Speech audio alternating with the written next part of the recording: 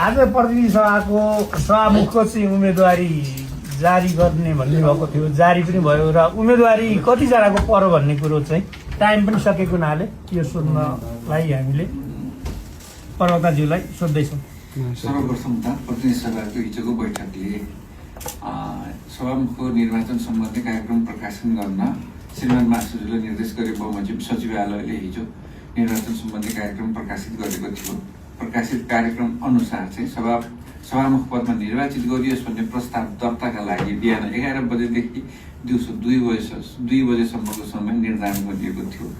यो समयमा आज एकमात्र प्रस्ताव दर्ता हुन आएको छ। प्रस्तावक माननीय रवि लामिछाने रहनु भएको छ भने समर्थक